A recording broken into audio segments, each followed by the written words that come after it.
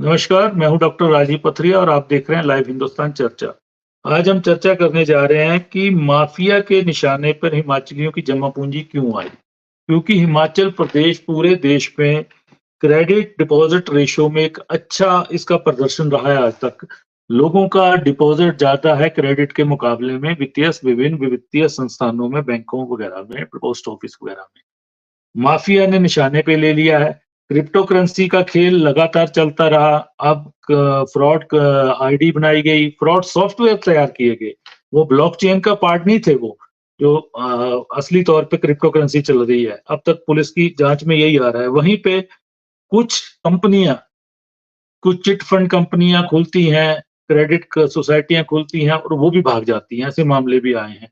वहीं पे share market में पैसा लगाने के लिए सिर्फ mutual fund and other investment के कार्यालय खुलते हैं, मंडी में खुलते हैं, शिमला में खुलते हैं, चंबा में खुलते हैं।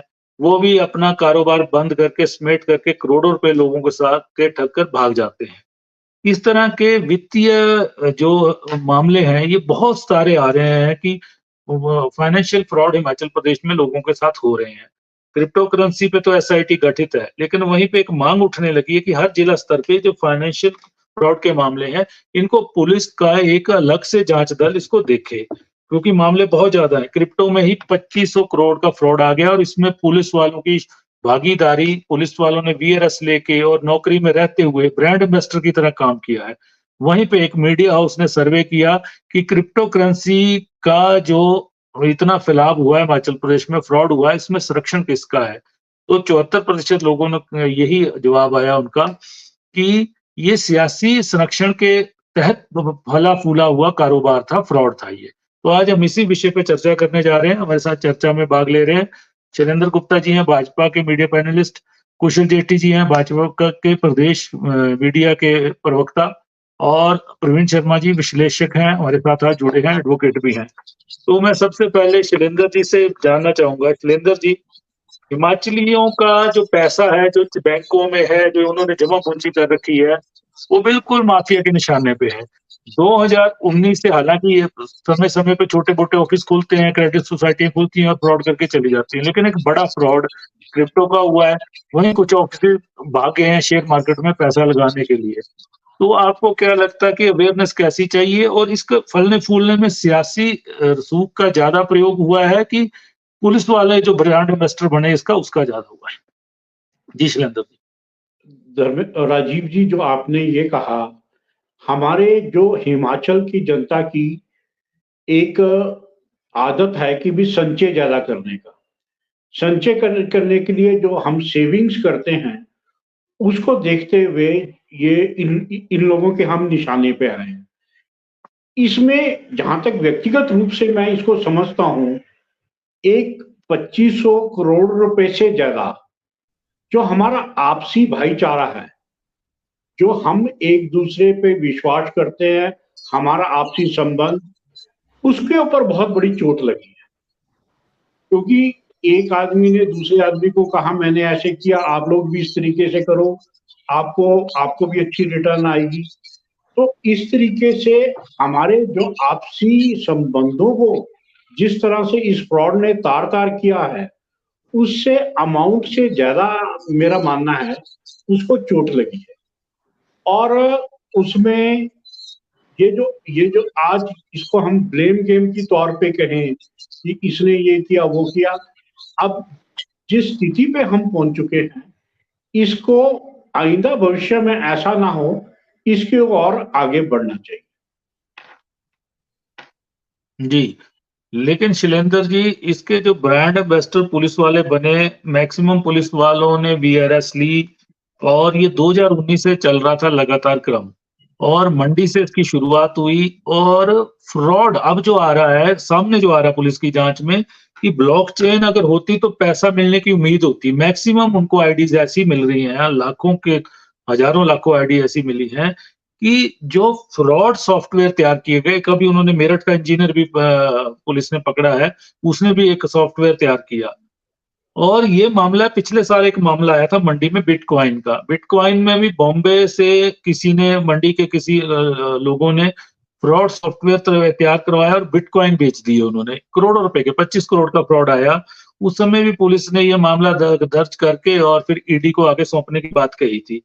अगर पुलिस उस समय जाग जाती तो मंडी के में जो वट वृक्ष लगा था इस फ्रॉड का, वो अपनी जड़ें नहीं फैलाता बाकी जिलों में। मंडी के साथ लगता जिला हमीरपुर, कांगड़ा, बुरी तरह से इन 2 जिलों में, और ऊना जिला, इन 4 जिलों में, कुल्लू जिला, इन 4-5 जिलों में बहुत ज्यादा हुआ। और सियासी संरक्षण की बात हो रही है कि सियासी संरक्षण इसको था, तभी तो इस पे किसी ने हाथ नहीं डाला। जी शैलेंद्र। जहां तक आपने ये बात की, मैं आपको बताना चाहता हूं, जो ये फ्रॉड एसआईटी के द्वारा जो प्रथम रिपोर्ट आ रही है, उसमें ये लग रहा है समाज के समस्त वर्ग इसकी चपेट में आए। लेकिन जिस तरह पुलिस विभाग भी हमारे एक समाज का हिस्सा है, लेकिन पुलिस के जिस तरीके से 1000 आदमी के आने की बात चल रही है, तो उससे क्या होता है कि भी पुलिस का काम पर लोगों का विश्वास अधिक बढ़ जाता है। जिन लोगों ने ये शातिरता से काम किया, उन्होंने पुलिस को ब्रांड एम्बेसडर बनाकर इसका प्रयोग किया। लेकिन विभाग में जहां इतने वीआरएस लिए जा रहे थे और वीआरएस के बाद वो बड़ी-बड़ी गाड़ियों में घूम रहे थे, तो विभाग ने को इंटेलिजेंस को इसकी आभास क्यों नहीं हुआ? ये तो एक बहुत बड़ा फेलियर माना जा सकता है। लेकिन जहां आपने ये आईडी बताने की बात की, जो प्रथम चरण में पता चला है कि 2.5 लाख आईडी जो वेबसाइट्स हैं, उसका खुलासा हुआ है। जब इतने बड़े लेवल पे ये लोग काम कर रहे थे और इतने बड़े समय से कर रहे थे, तो इंटेलिजेंस ने में कहाँ फेलियर रहा? जब पुलिस विभाग के आदमी 1000 से ज्यादा संलिप्त थे, तो निश्चित तौर पे ये कहीं न कहीं कोई कोताही तो जरूर रही है। जी, जी जेठी जी, सवाल ये है कि 5000 सरकारी कर्मचारी आइडेंटिफाई हो गए हैं कि जिन्होंने निवेश किया है, और पुलिस के कर्मचारी अभी गिरफ्तार भी हुए। कल 4 लोग और गिरफ्तार हुए हैं क्योंकि पुलिस इसकी ब्रांड एम्बेसडर बनी थी। और लगभग काफी लोगों ने वीआरएस ली, पुलिस वालों ने, और उनका लाइफस्टाइल एकदम से बदल गया। तो पुलिस महकमा, इंटेलिजेंस कहीं ना कहीं फेलियर हुए हैं कि उन्होंने ध्यान ही नहीं दिया कि ये जो सारा है इसके ब्रांड एम्बेसडर और खाकी के संरक्षण में ये चीजें हो रही हैं। वहीं मीडिया हाउस का सर्वे का मैंने जिक्र किया, वहीं सियासी रसूख का भी इसमें संरक्षण है कहीं ना कहीं। तो लोगों का लगभग 2500 करोड़ का आंकड़ा तो आ गया, ये आने वाले समय में बढ़ता जाएगा और इसके मिलने की उम्मीदें कम है, क्योंकि फ्रॉड आईडी जनरेट किए गए, फ्रॉड वेबसाइट बनाई गई जो कि ब्लॉकचेन का हिस्सा कहीं नहीं थी क्रिप्टो में। जी जेठी राजीव जी, सबसे पहले मैं आपको साधुवाद देना चाहूंगा कि आपने मेरे ख्याल दूसरी बार इसके ऊपर डिबेट आज रखी है, नहीं तो पॉलिटिकल विषयों के ऊपर ही जी, डिबेट की नहीं, हमने आज तीसरी बार रखी है। पहली बार भी हमने रखी थी, उसके बाद एसआईटी ने बहुत तेजी से काम किया। लगातार हम इस पे कर रहे हैं क्योंकि लोगों ने पैसा, जेठी जी, कहीं ना कहीं एक बार उनको पैसा दे दिया, 37,000 किसी ने निवेश किया तो उसको उसका दुगना करके दे दिया गया और उनको फंसा दिया। उन्होंने लोन लेके जीपीएफ निकला के भी पैसे लगाए हैं इसमें। जी, जब हम पहले डिबेट में बैठे तब ये प्रारंभिक तौर के ऊपर इसके ऊपर चर्चा शुरू हुई थी और मुझे याद है जी, कि उस समय सिर्फ मतलब 5-6 एफआईआर लॉन्च हुई थी। आज जी, 300 जी, के करीब कहते हैं पुलिस प्रशासन के पास आ चुकी है। जी, और जहां तक आज मैंने भी मीडिया में पढ़ा, अखबारों में पढ़ा और ये इसके बारे में चर्चा सुन रहे हूँ कि 2,500 करोड़ से का तो अभी तक सामने आ चुका, उसके बाद इसके ऊपर भी आएगा। मैंने उस समय भी चर्चा में कहा था, श्री होशियार सिंह जी थे विधायक कांगड़ा के समय, देरा के जी, मेरे जी, ख्याल, उन्होंने मामला उठाया था, बिल्कुल। उठाया था। उनके मामले के उठाने के बाद ही सरकार ने एसआईटी का निर्माण किया था। और मैं जी, समझता हूँ कि ये जिस तरीके से एसआईटी का निर्माण हुआ और जिस तेजी के साथ एसआईटी अपना काम को अंजाम दे रही है, और वो उनको भी साधुवाद है और उनको भी मैं धन्यवाद देना चाहूंगा। एसआईटी की जो टीम बनी है और मतलब बहुत तेजी से वो लोग काम कर रहे हैं और बड़ी जल्दी उन लोगों को पकड़ रहे हैं। जीरकपुर में भी उन्होंने छापे मारे, काफी कल्प्रिट पकड़ लिए। एक कल्प्रिट जो है उन्होंने मेरे ख्याल दुबई भाग गया हुआ परिवार के समेत, उसके ऊपर भी उन्होंने रेड कॉर्नर नोटिस इशू किया है, कुछ ऐसे ही समथिंग। एसआईटी मतलब एक बात तो क्लियर है कि जो एसआईटी बनी है वो दिल से और इच्छा शक्ति उसके अंदर है कि मैंने इन लोगों को पकड़ना है और सलाखों के पीछे डालना है। और जहां तक दूसरी रही कि हमारे मनुष्य के डीएनए में के अंदर ये लालच पनपना है। मैं समझता हूँ आज हम इसके ऊपर चर्चा कर रहे हैं, आज से 6 महीने साल के बाद कोई और अगर किसी विषय के ऊपर कोई व्यक्ति आ जाता है या कोई संस्था आ जाती है कि मैं आपके पैसे डबल कर दूंगा, लोग फिर भी चले जाएंगे, ये गारंटी है। उदाहरण दे सकता हूँ कि लोग इस लालच में फंसते हैं कि एक तरफ पैसा दो, दूसरी तरफ डबल ले लो, और बड़े बड़े पढ़े लिखे लोग, अच्छे अच्छे घरों के लोग इसके अंदर इन्वॉल्व हो जाते हैं। मतलब आप तो पुलिस के अधिकारी तो इसमें लोगों को इन्वॉल्व कर रहे थे, पुलिस के अधिकारी खुद इसमें इन्वॉल्व हो जाते हैं। तो ये तो लोगों को खुद समझने की जरूरत है। इसमें कोई सरकार, कोई किसी की भी सरकार हो, कोई इसकी दवाई तो है नहीं कि उनको पिला दिया जाए कि लालच में मत फंसो। रातों रात अमीर कोई नहीं बनता, अपनी मेहनत से अमीर बना जाता है। और एक साधन है नंबर 1 के, उसके साधन से आप लोग आगे बढ़िए, लेकिन कोई भी व्यक्ति रातों रात किसी को अमीर नहीं बना सकता। लेकिन मैंने जैसे आपको बताया कि हमारे मनुष्य के एक जीवन के अंदर एक ऐसी लालसा पनपी है कि मैं रातों रात अमीर बन जाऊं, रातों रात मेरा जो है वो पैसा डबल ट्रिपल हो जाए, उसके लालच में लोग फंसते हैं। और आगे अभी तो पुलिस वाले ब्रांड एम्बेसडर बने, कल को क्या कोई फौजी अफसर आ जाएगा, जैसे हमारे नए हिमाचल में से बहुत लोग उसमें फौज के अंदर हैं, कल को फौजी रिटायर होके आ जाए, देश की सुरक्षा के साथ ही समझौता कर ले, लोगों को कुछ बलगराना शुरू कर दे, तो क्या लोग उसके झांसे में आ जाएंगे? गलत है। लोगों को समझना चाहिए और उसको समझाने की जिम्मेवारी सरकारों की भी है, सामाजिक संगठनों की भी है, जो लोग समाज के अंदर सुख रखते हैं उनकी भी है, चाहे वो हमारे चुने हुए प्रतिनिधि है। मैं समझता हूँ कि लोग उनके ऊपर विश्वास करते हैं। अब पुलिस के 4 लोग पकड़े गए, जैसे आपके मुताबिक भी पुलिस का लाइफस्टाइल, ये देखो बड़े ऑफिसर्स को भी ध्यान देने की जरूरत थी कि भाई मेरा एक कर्मचारी ने वीआरएस लिया तो उसके पास इतना पैसा कहाँ से आया कि लंबी लंबी गाड़ी में घूम रहा है। ये बिल्कुल चिंता का विषय और चर्चा का विषय होना चाहिए। अब जो हो चुका वो हो चुका, इन फ्यूचर तो कम से कम आंखें खुले हैं उन ऑफिसर्स की। और जो पॉलिटिकल संरक्षण दे रहा है, मैं समझता हूँ उनके ऊपर भी आंच आनी चाहिए, वो किसी भी पार्टी से हो। ये गरीब लोगों के साथ ठगी है, गरीब लोगों की खून पसीने की कमाई है। एक मैंने बताया कि भाई चलो उसने लालच में दिया तो किसी ना किसी के रसूख के ऊपर पैसा, अनजान आदमी को पैसा नहीं देता, बिल्कुल अनजान आदमी को देगा। वो लोग ऐसी चेन बनाते हैं कि जैसे इसका समाज में या उस इलाके में पंचायत प्रधान है, बीडीसी मेंबर है, जिला परिषद मेंबर है, काउंसलर है, उनको लोग अपने वश में लेते हैं, उनको कुछ लालच देते हैं, वो लोग आगे। मेरे को भी लगता है उन लोगों को भी पता नहीं होता कि हमारे साथ इतना बड़ा फ्रॉड होने जा रहा है। तो ये लोग जो शासन में बैठे हैं, बड़े पदों के ऊपर बैठे हैं, पॉलिटिशियन लीडर हैं, जो समाज में एक रुतबा रखते हैं, लोगों को चाहिए कि लोगों में अवेयरनेस लाए, लोगों को खुद इस चीज को समझना चाहिए। देखो इतनी चर्चाएं हो रही है क्रिप्टो करेंसी के, मैं समझता हूँ ये लोग खबरें पढ़ते होंगे, इससे कम से कम उनकी आंखें खुलनी चाहिए। अब जो हो चुका वो तो हो चुका, पर इन फ्यूचर तो कम से कम इस चीज का ध्यान रखें कि इन फ्यूचर कभी कोई ऐसी स्कीम लेके उसमें मत फंसे। और मैं इसको समझता हूँ कि आने वाले समय में जो एसआईटी का निर्माण हुआ, और मुझे लगता है कि बहुत जल्द जिस हिसाब से एसआईटी की टीम काम कर रही है उस हिसाब से बहुत जल्द जितने भी इसमें षड्यंत्रकारी हैं उनको जल्द से जल्द पुलिस जो सलाखों के पीछे धकेलेगी। जी परवीन जी, इसमें बात आ रही है कि सियासी सूख का इस्तेमाल और खाकी आगे बढ़ी, लोगों का विश्वास आया, वहीं पे रसूखदार लोगों को उन्होंने आगे जोड़ा और बड़े पैमाने पे पुलिस वाले वीआरएस लेते हैं, उनका लाइफस्टाइल बदल जाता है। लेकिन कोई भी इंटेलिजेंस एजेंसी नहीं जागती है। और ये मामला आज से नहीं है, 2019 से लगभग 5 साल से ये चीजें चल रही थी, किसी भी एजेंसी ने इस पर निगरानी नहीं की। और 5000 सरकारी कर्मचारी उनकी आईडी निकली है, उन्होंने निवेश किया है अब तक की जांच में।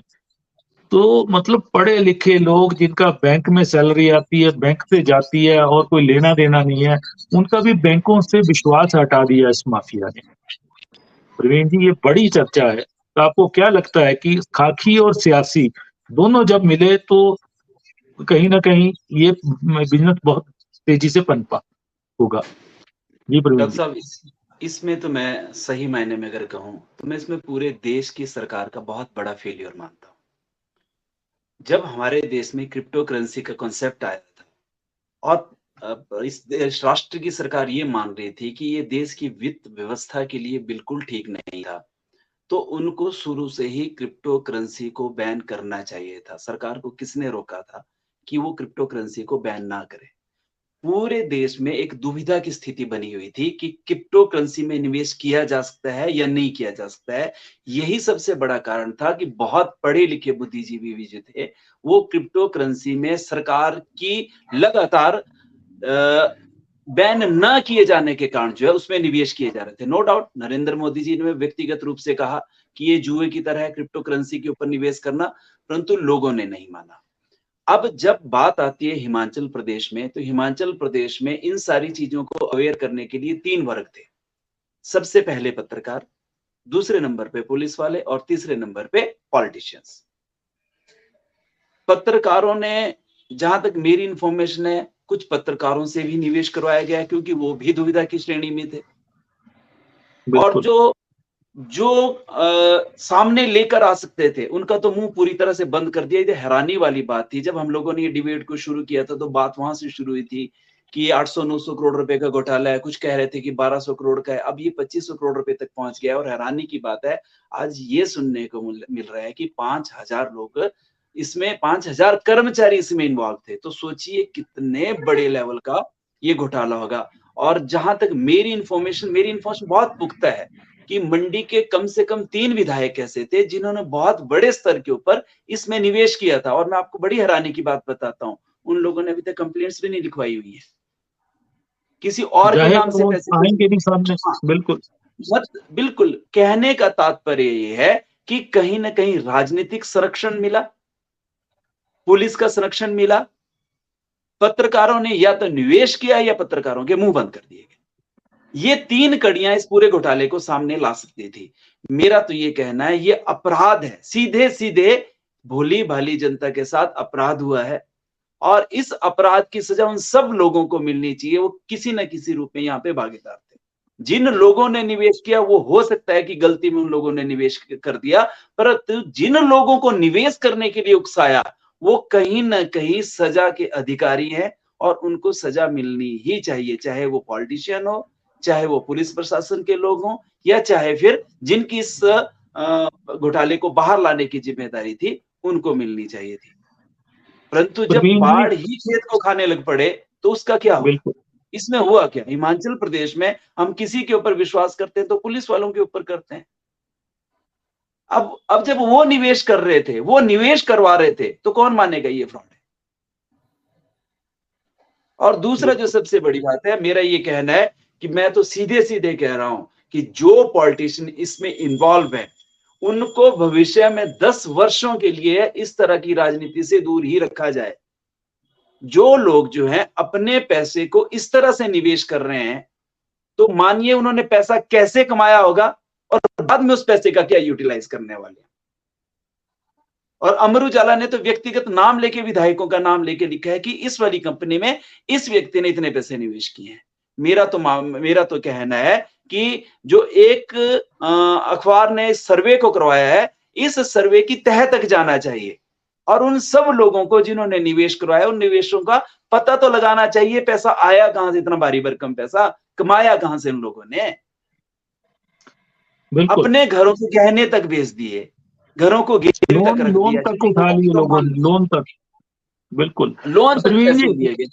प्रवीण जी, एक बात रही है, आपको याद होगा एक बार एग्रो फॉरेस्ट्री के नाम पे चिटफंड कंपनियां बनी थी बहुत ज्यादा, गोल्डन फॉरेस्ट, ग्रीन फॉरेस्ट, कोई दूसरा फॉरेस्ट, और वो सबका गढ़ जो रहा उस समय भी आपको याद होगा, मंडी में उनके बड़े ऑफिस हुआ करते थे। रीजनल ऑफिस जो हिमाचल प्रदेश के थे उन्होंने मंडी को चुना था उस समय भी। और अब भी जो फ्रॉड की शुरुआत हुई है यहीं से हुई है। और अब QFX कंपनी एक जो ट्रेडिंग कराती थी वो भी लोगों का 25 करोड़ रुपया लेके भाग गई है मंडी से, उसका ऑफिस बंद हो गया है। शिमला में एक ब्रांच थी वो बंद हो गई है। वहीं चंबा से एक क्रेडिट कंपनी वो भी फरार हो गई है लोगों का करोड़ों रुपया लेके। अब इस तरह के मामले और बहुत ज्यादा आ रहे हैं, तो कहीं ना कहीं सरकार को, स्थानीय प्रशासन को देखना पड़ेगा प्रवीण जी कि यहाँ पे जो फाइनेंशियल किसी भी तरह का ऑफिस खुल रहा है उसकी पहले परमिशन वो दे और उनके पूरे डॉक्यूमेंट्स, हर चीज की जांच कंसर्न DM SDM करें। ये जरूरत महसूस हो रही है आज की डेट में। अरे डॉक्टर साहब, मैं बताता हूं, जो RPM या एग्रो फॉरेस्ट्री जैसे उसमें थे, ये वही लोग हैं। ये जो सुभाष है, हेमराज है, ये वो वही चेन है जो जिन्होंने मंडी में RPM पे नाम पे लोगों को ठगा था। मैं तो हैरान होता हूं कि पहले ठग चुके लोग दोबारा से ठग रहे हैं और लोग ठगे जा रहे थे। और 2500 करोड़ का फ्रॉड करके दुबई बात है, देखो ना, फ्रॉड भी बहुत लेवल का है। ये लोग पहले भी यही धंधा करते थे, अब भी यही धंधा कर रहे हैं। इन लोगों ने पहले भी लोगों को ठगा, और बाद में भी लोगों को ठगा। बस इस बार मोडस ऑपरेंडी ये थी कि इस बार उन्होंने पुलिस वालों को और कुछ पत्रकारों को इन्वॉल्व कर लिया। और कुछ अब तो QFX में तो मैं बहुत आपको हैरानी के साथ करूं, पॉलिटिशियंस का पैसा लगा है, आप जांच तो करवाइए। जिनका बड़ा अमाउंट आपको निकलेगा वो हर पॉलिटिशियन का रिश्तेदार ही निकलेगा, एक पॉलिटिशियन तो डायरेक्ट पैसा लगा हुआ है। नहीं चलिए वो तो ट्रेडिंग है, ट्रेडिंग तो इंडिया में बैन नहीं है, लेकिन वो ट्रेडर भी भाग गए जो शेयर मार्केट की ट्रेडिंग करा रहे थे। मजे की बात है वो भी खा पी के भाग गए। और इवन चेक दी उन लोगों ने। हाँ चेक भी नहीं, वो छोटे चेक देते थे। यहाँ शिमला में भी ऐसी ऑफरें आती थी वो व्हाट्सएप पे कि वो छोटी चेक देते थे, लाख रुपया लगाओ आपका 1.5 लाख करके 2 महीने में हम आपको 1.5 लाख का चेक पकड़ो। ये हालत थी ट्रेडिंग की। जी सिलेंडर भी कुछ कहना चाह रहे थे। जी सिलेंडर जी। डॉक्टर साहब, जहां तक मेरे भाई परवीन जी ने कहा कि भी केंद्र की सरकार इसको बैन लगाती, मैं उसमें आपको और परवीन भाई को ये बताना चाहता हूं, RBI ने अप्रैल 2018 में इसको बैन लगाने के लिए बैन लगाया था, तो उसके बाद ये मामला उच्चतम न्यायालय में गया था, RBI वर्सेस मोबाइल एसोसिएशन। तो उस मोबाइल एसोसिएशन को सुप्रीम कोर्ट ने ठीक माना और इसको बैन लगाने से मना किया। उसके पश्चात हमारे देश के माननीय प्रधानमंत्री जी ने अनेकों बार विशेषकर युवाओं से अनुरोध किया कि भी इस क्रिप्टो ये जो करेंसी है इसके झांसे में ना आए और इससे सावधान रहे। उसके बाद जब उनको इंटरनेशनल प्लेटफॉर्म पे जब वो G20 की बात हुई, तो मैं आपको बताना चाहता हूँ G समिट में जो हमारे क्रिप्टो ग्लोबल रेगुलेटरी जो फ्रेमवर्क बनाने के लिए प्रधानमंत्री जी ने अपनी बात को रखा और इसमें IMF ने भी अपने सुझाव दिए और जल्दी इसमें मेरा मानना है कि एक रेगुलेटरी फ्रेमवर्क जो हो रहा है वो इसमें मतलब प्रैक्टिकल रूप में ये जमीनी स्तर पर आएगा। तो जहां तक मेरे भाई ने ये बोला कि केंद्र सरकार इस मामले में बहुत लंबे समय से चिंतित है इस बात पे और नहीं बार बार अभी मैं आपको बताना चाहता हूँ सिडनी में भी मैं आपको बताता हूँ, जब ये बात हुई थी तो वहां भी औपचारिक बात करते हुए माननीय प्रधानमंत्री ने कहा था कि ये जो और जो ये हिमाचल में हुआ ये क्रिप्टो करेंसी के नाम पे हुआ है, डायरेक्टली क्रिप्टो करेंसी इन्वॉल्व नहीं है। ये तो सरासर फ्रॉड है। लेकिन शैलेंद्र जी बात ये है, लेकिन जो ये कहा जा रहा है ना, केंद्र सरकार ने अपनी आय बढ़ाने के चक्कर में 30% जो टैक्स लगा के इसको अदर में लोगों को लाके खड़ा कर दिया कि इसकी इनकम हो चाहे लॉस हो 30% वो लेंगे और अगर वो होता तो 1% TDS एक्स्ट्रा 31%, वहीं पे तो मजाक में ला दिया लोग। 4% सरचार्जिंग 34% के करीब इसको डिस्करेज करने के लिए, जबकि इसी से तो मान्यता देनी कहीं ना कहीं, इसी से तो लगता है लोगों को कि केंद्र अगर टैक्स लगा रहा है तो टैक्सेबल अगर ये अमाउंट है तो ये इनकम में आना चाहिए और ये बीच में लोगों को खड़ा कर दिया है। प्रवीण जी बोलना चाह रहे थे।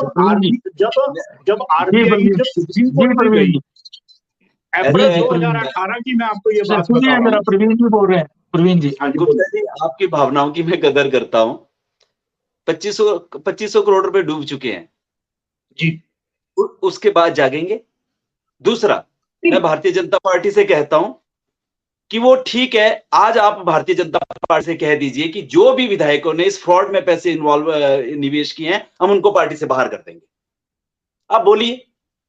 नहीं, मेरी बात जो भी इसमें फिर मैं नाम लेता हूं, फिर मैं टीवी पे नाम लेता हूं, आप नहीं बोल पाओगे। मैं वजह मैं बताता हूं। अगर भारतीय सरकार ने कभी भी क्रिप्टो करेंसी को बैन ही नहीं किया, सुप्रीम कोर्ट ने जो कहा, या आपने जब इसको बैन नहीं किया तो लीगल क्यों नहीं करते हैं, ये थी सारी बात। बैन कर दे, जब तक एक रेगुलेटर अथॉरिटी नहीं बन जाती तो इसको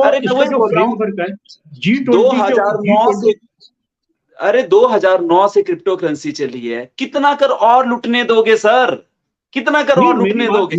मेरी बात सुनिए, जो ये क्रिप्टो करेंसी के नाम के ऊपर इसमें डायरेक्टली क्रिप्टो करेंसी इन्वॉल्व नहीं है इस घपले में। उसके नाम मंडी के में तो ऊपर क्रिप्टो करेंसी के नाम पे विधायक इन्वॉल्व है। मैं बोल तो रहा हूँ, नाम लीजिए ना, एक बार बोलिए कि हम सबको निकाल देंगे पार्टी से। जो भी विधायक इन्वॉल्व है तो उसको समाज के समक्ष लाया जाए, इस तरह की बातें की जाए। तो समाज की जो पार्टी तय करेगी, हम पार्टी से बाहर करेंगे। जी पार्टी तय करेगी, पार्टी तय करेगी इस बात पे।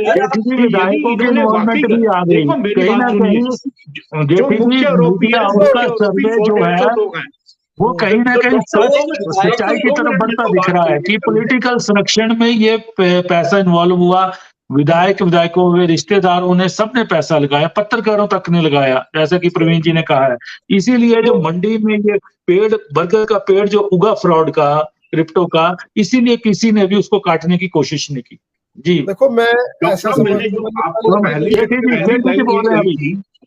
जी, जेठी जी बोल रहे हैं। जी मैं देखो पहले भी मैंने एक बार डिबेट में किसी चैनल में कहा था, ये क्रिप्टो करेंसी का फ्रॉड या नशा माफिया या चिट्टा, चर्स, गांजा, ये बिना पुलिस और राजनीतिक संरक्षण के हो ही नहीं सकता। मैं दावे के साथ कह सकता हूं कि इनको संरक्षण प्राप्त होता है।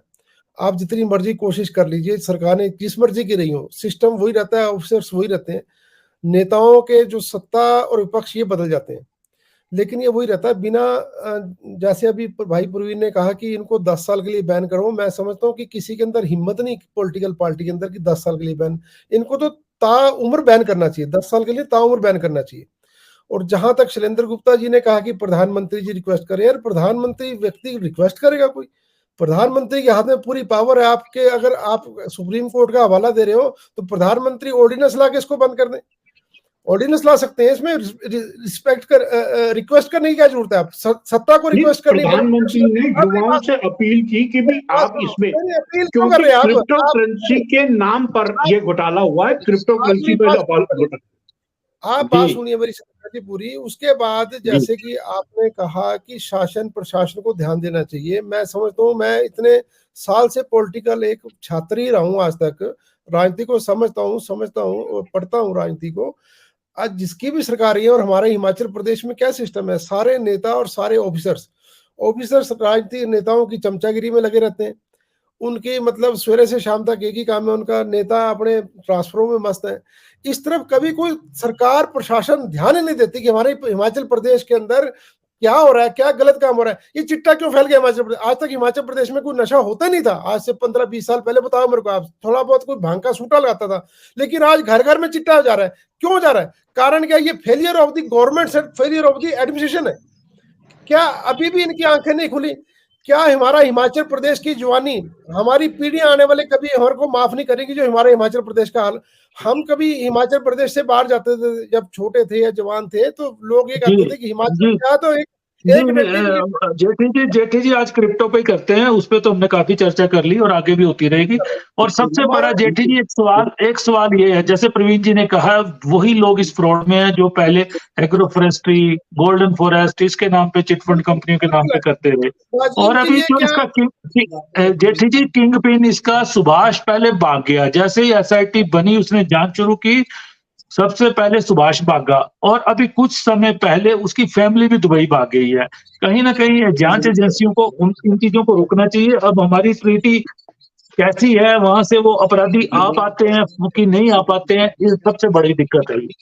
राजीव जी, क्या सुभाष के बारे में किसी प्रशासन को नहीं पता था? किसी सरकार को नहीं पता था? क्यों गए यहाँ से बाहर?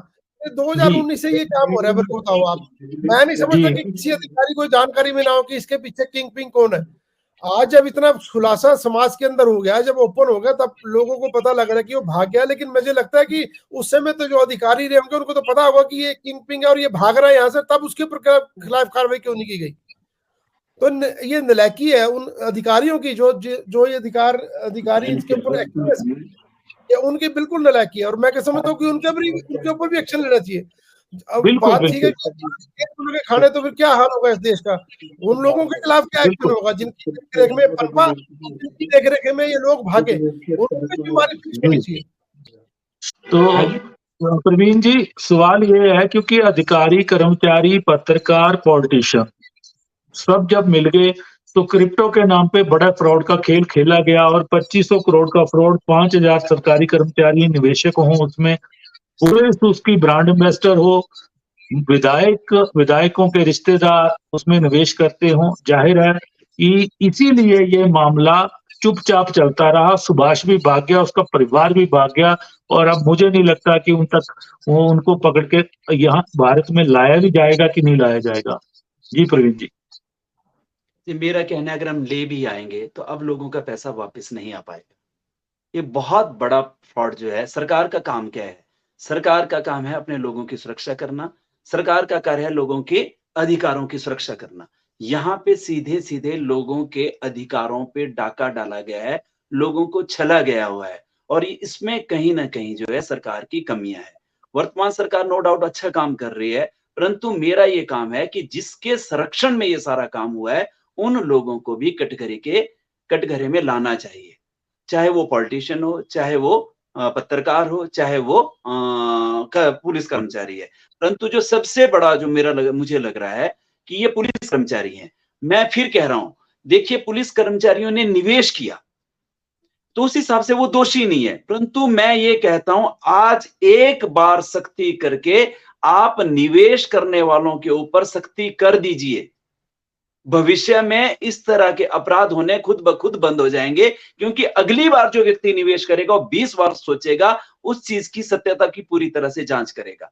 सिर्फ एक बार इन निवेशकर्ताओं के ऊपर जो है कार्यवाही करने की आवश्यकता है जी। और खासकर इनको पुलिस से हटा देना चाहिए। मैं अभी भी कह रहा हूं कि जिन लोगों ने इतना बड़ा फ्रॉड किया हुआ है, जिन्होंने भी निवेश किया है, सख्त कदम जरूर है, परंतु इनको हटा देना चाहिए। इनको इस तरह की जहां पे नैतिक जिम्मेदारी बनती है, इनको या उन पुलिस अधिकारियों को जिनके संरक्षण में सब पड़ा, उनको उनके पदों से हटाना चाहिए। यही इसका सख्त एक वो होगा। पैसा वापस आने से रहा, पैसा किसी भी हालत में लोगों का नहीं आता है। परंतु प्रवीण जी, मैं ध्यान में आपके लाना चाहता हूँ कि ये जो विदेश भाग जाते हैं ना, इनको वाकई डॉक्टर राजीव जी ने जैसे कहा, इनको ना तो मेरे को लगता ले आए पाएंगे ना इनके खिलाफ कार्रवाई होगी। मैं 2 केस दूंगा हिमाचल प्रदेश के सबसे बड़े फ्रॉड के। एक पोंटा साहब में कंपनी थी जो हजारों करोड़ रुपए का वैट और जीएसटी लेके वहां भागी, आज तक उसको ना ला सके, ना उसके खिलाफ कार्रवाई करी। केवल मात्र उसकी जमीन को सरकार ने कब्जे में लेके उसको नीलाम किया। दूसरा, मानव भारती यूनिवर्सिटी में हजारों करोड़ रुपए की जाली डिग्री देके बंदा विदेश भाग गया, आज तक उसको कोई भी सरकार ले नहीं आ पाई, ना उसको सजा दी गई। उसी प्रकार लगता है सुभाष भी हजारों करोड़ रुपए का घपला करके यहाँ से भाग गया, सरकार इसको ले नहीं आ पाएगी। तो ये हम चर्चा करते रह जाएंगे, लेकिन अब सबक सीखने की जरूरत है कि कुछ इन फ्यूचर कम से कम ऐसी घटनाएं, ऐसी फ्रॉड हिमाचल प्रदेश की भोली भाली जनता के साथ ना हो। ये लोग तो नहीं आएंगे, ना इनको कोई सरकार ले आ पाएगी। मुझे नहीं लगता कि जैसे वो 2 केस मैंने आपको बताया, ये भी वहां से अब हिमाचल प्रदेश को कोई सरकार ला नहीं सकती इतनी जल्दी, मुझे लगता नहीं है। जी चलिए, आज हम चर्चा कर रहे थे कि हिमाचल प्रदेश में फाइनेंशियल फ्रॉड के केसेस बढ़ रहे हैं। कहीं पे कोई चिट फंड कंपनी, कोई क्रेडिट कंपनी खुलती है, पैसा निवेश करवाती है, भाग जाती है। वहीं शेयर मार्केट ट्रेडिंग कंपनियां खुलती हैं, वो भी भाग रही हैं। क्रिप्टो करेंसी का एक बड़ा खेल, एसआईटी जब से गठित हुई है, मामला बढ़ता जा रहा है। आंकड़ा 2500 करोड़ के फ्रॉड का हुआ है, और इसमें ब्लॉकचेन कंपनियां नहीं थी। कंपनियों की वेबसाइट भी बनवाई गई, फ्रॉड सॉफ्टवेयर तैयार किए गए और लोगों का पैसा ठगा गया। जाहिर है कि ये पैसा वापस आने से रहा। वहीं इसका किंग पिन विदेश अपने परिवार के साथ भाग चुका है, उस पर भी कोई नियंत्रण नहीं। उप मुख्यमंत्री मुकेश अग्निहोत्री ने अभी 2 दिन पहले बैठक ली है इस बारे में डीजीपी और गृह सचिव के साथ। उन्होंने भी माना है इस बात को कि फ्रॉड बढ़ा है। लोग निवेश इस तरह का ना करें, क्योंकि ये जो पैसा है अब आने की इसकी उम्मीद बहुत कम है। और क्योंकि ये फ्रॉड आगे सॉफ्टवेयर तैयार करके उन्होंने पैसे का क्या किया कोई पता नहीं। इसमें अब तक 18 गिरफ्तारियां हो चुकी हैं, 40 के करीब गिरफ्तारियां और होनी है, और पुलिस वालों की गिरफ्तारियां भी हो रही हैं। बड़े पैमाने पे पुलिस वाले इसके ब्रांड एम्बेसडर बने, उन्होंने खुद निवेश किया, आगे कराया, नौकरियां तक छोड़ी, वीआरएस तक ली।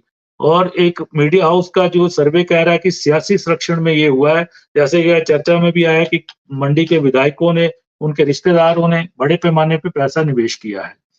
तो आज हम इसी विषय पे चर्चा कर रहे थे। आगे से हिमाचल प्रदेश में ऐसे फाइनेंशियल फ्रॉड ना हो, लोग राष्ट्रीयकृत बैंकों में, लाइसेंसधारी बैंकों में ही अपना निवेश करें। इस तरह के लालच के तौर पे कि पैसा आज 2 माह में दुगना हो जाएगा, 1 साल में दुगना हो जाएगा, ऐसे हिमाचली ठगे जाएंगे। आप सबने इस चर्चा में भाग लिया, मैं सबका धन्यवाद करता हूँ।